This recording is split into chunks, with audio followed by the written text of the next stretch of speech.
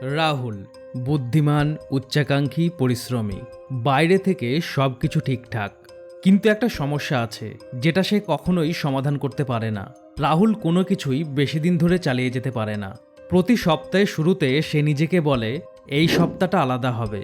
পরের কয়েকদিনের জন্য সত্যিই সেটা হয়। সে ভোরে ওঠে, জিমে যায়, বই পড়ে। প্রথম দিন, দ্বিতীয় দিন, এমনকি তৃতীয় দিনেও সব কিছু ভালোভাবেই চালিয়ে যায়। কিন্তু পঞ্চম দিনে পৌঁছানোর পর প্রতিবারই কিছু একটা বদলে যায়। তখন তার মন তাকে বোঝাতে শুরু করে, পরে করব, আজ একটু ক্লান্ত লাগছে, একদিন বাদ দিলে কিছুই হবে না। আর ঠিক এভাবেই সে থেমে যায়। জিম 2 সপ্তাহের মধ্যেই ছেড়ে দেয়। মেডিটেশন 5 দিনেই শেষ। বই অনেক কেনে, কিন্তু একটাও পড়ে শেষ করতে পারে না। প্রতি সপ্তাহেই একই জিনিস চলতে থাকে। সোমবার অনেক বেশি মোটিভেশন, বুধবার অজুহাত, শুক্রবার স্কিপ, আর রবিবার অনুশোচনা। তারপর আবার নতুন করে শুরু।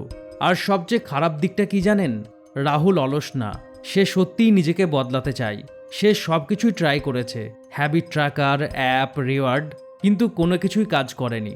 কারণ সমস্যাটা পরিশ্রমের অভাব না, সমস্যাটা আরও গভীরে।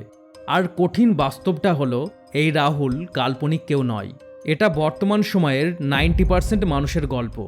আমরা একটানা কোনো কাজ করতে পারি না, তার কারণটা ডিসিপ্লিনের অভাব নয়, বরং লড়াইটা হলো নিজের সঙ্গে নিজের মনের। আমাদের মন সবসময় সহজ পথটা বেছে নিতে চায়। আর যতক্ষণ না আপনি এটাকে নিয়ন্ত্রণ করতে শিখছেন, ততক্ষণ আপনি বারবার নতুন করে শুরু করবেন। কনসিস্টেন্সি বা কোনো কিছু প্রতিদিন নিয়মিতভাবে করার অভ্যাস কোনো ট্যালেন্ট নয়, মোটিভেশনও নয়। এটা আসলে একটা সিস্টেম, এমন একটা শক্তিশালী সিস্টেম যেটা একবার কাজ করা শুরু করলে ডিসিপ্লিন এবং কনসিস্টেন্সি অনেক সহজ হয়ে যায়। আর এই সিস্টেম তৈরি করার একটা পাওয়ারফুল টেকনিক হলো গিওজি সিস্টেম। গিওজি শব্দের অর্থ হলো কন্টিনিউয়াস প্র্যাকটিস, নো গ্যাপস। জাপানের জেন মঠগুলোতে শত শত বছর ধরে সন্ন্যাসীরা প্রতিদিন ঠিক একই সময়ে ঘুম থেকে ওঠে। প্রতিদিন, একদিনও বাদ নেই, কোনো দেরি নেই, কোনো অজুহাত নেই। আর সবচেয়ে অবাক করার মতো বিষয় হলো এটা করতে তাদের কোনো কষ্ট হয় না, নিজের মনের সাথে কোনো লড়াইও করতে হয় না, এমনকি এটা নিয়ে তাদের একবার ভাবতেও হয় না। গিওজি সিস্টেমের মূল লক্ষ্য হলো ডিসিপ্লিনকে এমন জায়গায় নিয়ে যাওয়া যেখানে কোনো কাজ করার জন্য আলাদা করে মোটিভেশন প্রয়োজন হয় না। গিওজি সিস্টেমে এমন ডিসিপ্লিন তৈরি হয় যেটা ব্রেক করা প্রায় ইম্পসিবল। তাহলে এবার প্রশ্ন হলো, গিওজি ডিসিপ্লিন সিস্টেম কিভাবে তৈরি করা যায়? এর জন্য আপনাকে 6টা স্টেপ ফলো করতে হবে। Step number 1, identity shift. আমরা যখন নতুন কোনো ভালো অভ্যাস শুরু করতে চাই, তখন আমাদের মস্তিষ্ক সেই কাজটাকে দুইভাবে বিচার করে, অপশনাল আর নন নেগোশিয়েবল। অপশনালের ক্ষেত্রে আমাদের মনে হয় আজ না করলেও চলবে, কাল পুষিয়ে দেব। আর নন নেগোশিয়েবলের ক্ষেত্রে আমাদের মাইন্ডসেট থাকে যাই হয়ে যাক, এটা আমাকে করতেই হবে। সমস্যা হলো বেশিরভাগ মানুষ অভ্যাসকে অপশন হিসেবে দেখে, আর তখনই আমাদের মন অজুহাত খুঁজতে শুরু করে। ফলাফল, কয়েকদিন পর সেই অভ্যাস বন্ধ হয়ে যায়। কিন্তু জেন সন্ন্যাসীরা একদম ভিন্নভাবে চিন্তা করেন। তারা কঠোর ডিসিপ্লিনের চেয়েও বেশি গুরুত্ব দেন নিজের আইডেন্টিটি বা পরিচয়ের উপর। তারা কখনো বলেন না আমি আজ মেডিটেশন করার চেষ্টা করব, বরং তারা বিশ্বাস করেন আমি এমন একজন মানুষ যে প্রতিদিন মেডিটেশন করে।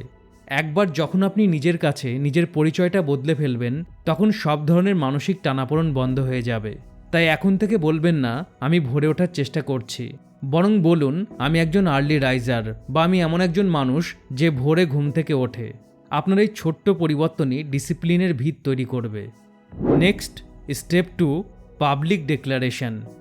বেশিরভাগ মানুষ নিজের লক্ষ্য গোপন রাখে, কিন্তু গিওজি উল্টো কথা বলে। গিওজি সিস্টেম বলে নিজের লক্ষ্যটাকে শুধু নিজের মনের ভেতর বা ডায়েরির পাতায় গোপন না রেখে সেটা সবাইকে জানিয়ে দিন। যেমন ধরুন, আপনি ঠিক করেছেন আগামীকাল সকাল থেকে দৌড়াতে যাবেন।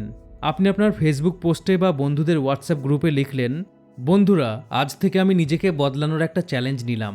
আগামী 90 দিন আমি প্রতিদিন ঠিক ভোর 5টায় ঘুম থেকে উঠে দৌড়াতে যাব। আমি চাই আপনারা আমার এই জার্নিটার সাক্ষী থাকুন। এরপর কি হবে? আপনার বন্ধুরা হয়তো হাসাহাসি করবে, আপনাকে নিয়ে মজা করবে, কিন্তু ঠিক এই মুহূর্তেই আপনার ভিতরে একটা বড় পরিবর্তন আসবে।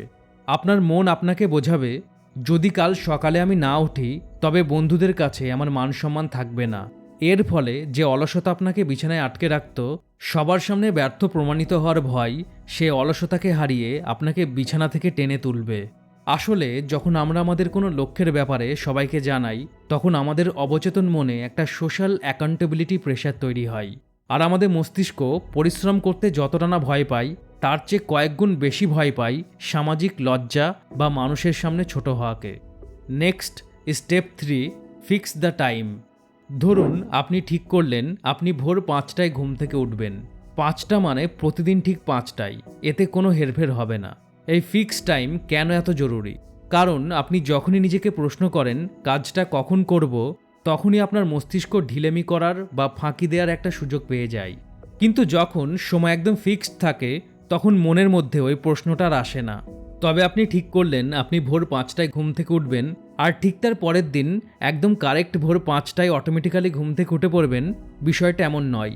এটার ডিসিপ্লিন তৈরি করতে দেখবেন প্রথম সপ্তাহে খুব কষ্ট হবে, দ্বিতীয় সপ্তাহে আপনার শরীর মানিয়ে নিতে শুরু করবে, আর তৃতীয় সপ্তাহে দেখবেন অ্যালার্ম বাজার আগেই ঘুম ভেঙে যাচ্ছে। এটাই হলো অটোমেশন। একবার অটোমেশন তৈরি হয়ে গেলে আর কোনো মোটিভেশন প্রয়োজন হবে না, শরীর নিজে থেকেই কাজ করতে শুরু করবে। Next, step 4, fix the action. শুধু সময় ঠিক করলেই হবে না, কি করবেন, কতক্ষণ করবেন, কোনটার পর কোনটা করবেন, সব নির্দিষ্ট করতে হবে। এখানে কোনো অস্পষ্টতার জায়গা রাখা যাবে না, কারণ অস্পষ্টতা মানেই হলো মস্তিষ্কের জন্য ফাঁকি দেওয়ার সুযোগ করে দেওয়া।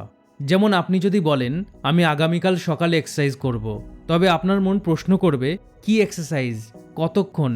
আর এইসব প্রশ্নের উত্তর না থাকলে আপনার মন বলবে আজ থাক, কাল থেকে করব। এই সমস্যা সমাধানের জন্য কি করবেন, কতক্ষণ করবেন, কোনটার পর কোনটা করবেন, সব নির্দিষ্ট করতে হবে। যেমন ঠিক ভোর 5টায় বিছানা ছাড়ব, এরপর 5টা 10-এ 20টা পুশ আপ দেব, 5টা 20-তে 10 মিনিট মেডিটেশন করব, এবং 5টা 30-এ 10 মিনিট বই পড়ব। একই কাজ একই সিরিয়ালে প্রতিদিন, কোনো নতুনত্ব নেই বা ভ্যারাইটি নেই। হ্যাঁ, এটা বিরক্তিকর লাগতে পারে, কিন্তু এটাই হলো আসল রহস্য। রেপিটেশনই ডিসিপ্লিন তৈরি করে। একই কাজ বারবার করলে মস্তিষ্ক সেই কাজের জন্য পার্মানেন্ট নিউরাল পাথওয়ে তৈরি করে, ফলে কাজটা ধীরে ধীরে স্বাভাবিক হয়ে যায়। হ্যাঁ, প্রতিদিন একই কাজ করাটা ভীষণ বিরক্তিকর লাগতে পারে, কিন্তু মনে রাখবেন মাস্টারি বা কোনো কাজের দক্ষতা অর্জনের একমাত্র উপায় হলো একই কাজ হাজারবার করা। Next, step 5, no gaps rule. গিওজি সিস্টেমের সবচেয়ে গুরুত্বপূর্ণ নিয়ম হলো চেইন ব্রেক করা যাবে না, একবারের জন্যেও না। তবে এর মানে এই নয় যে প্রতিদিন পারফেক্ট হতে হবে, কিন্তু আপনাকে কনসিস্টেন্ট হতেই হবে। আপনার জীবনে এমন দিন আসবেই যখন শরীর ভালো থাকবে না, মন মেজাজ খারাপ থাকবে, বা আপনি খুব ব্যস্ত থাকবেন।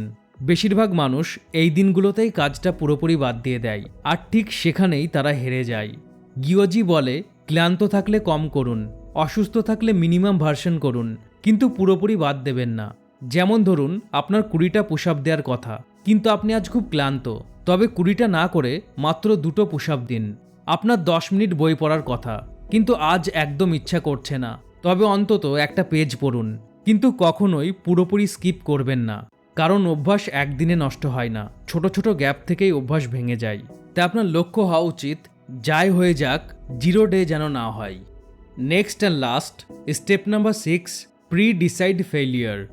বেশিরভাগ মানুষ তখনই হাল ছেড়ে দেয় যখন জীবনে সমস্যা আসে, যেমন হঠাৎ কোথাও ঘুরতে যাওয়া, কাজের চাপ, কিংবা পারিবারিক সমস্যা। ঠিক এই সময় আপনার মনে হবে আজ অনেক ঝামেলা, আজ থাক।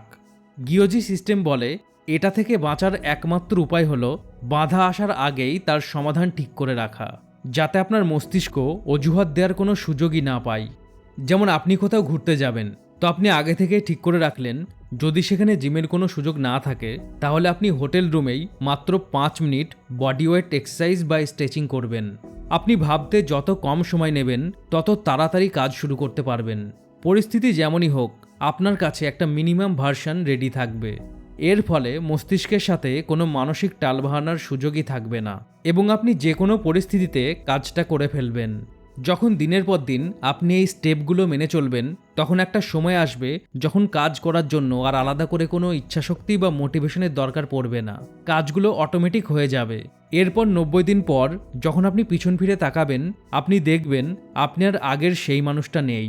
আপনার এই পরিবর্তনে শুধু আপনি নন, আপনার চারপাশের মানুষও অবাক হয়ে যাবে। আর এটাই সেই সত্যি যেটা বেশিরভাগ মানুষ বুঝতে পারে না।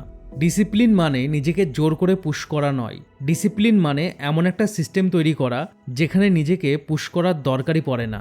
গিওজি সিস্টেম শুধু অভ্যাস তৈরি করে না, বরং এমন একটা সিস্টেম তৈরি করে যেটা ব্রেক করা প্রায় অসম্ভব। তাই আপনি ঠিক করুন আপনি কোন কাজে ডিসিপ্লিন তৈরি করতে চান, কনসিস্টেন্ট হতে চান। আজ থেকে শুরু করুন। No gaps, same time, same routine, প্রতিদিন। আর ঠিক এখান থেকে শুরু হবে আসল পরিবর্তন। তো ভিডিওটা ভালো লাগলে এবং হেল্পফুল মনে হলে ভিডিওটা অবশ্যই লাইক করুন এবং ভিডিওটা আপনার সেই পরিচিত মানুষটার সাথে শেয়ার করুন যে কোনো একটা কাজে ডিসিপ্লিনড হতে চাইছে কিন্তু বারবার ব্যর্থ হচ্ছে। আর এরকম হেল্পফুল ভিডিওর জন্য অনলি ফিউ মিনিট অবশ্যই সাবস্ক্রাইব করুন। ভালো থাকুন, সুস্থ থাকুন, অনলি ফিউ মিনিট দেখতে থাকুন।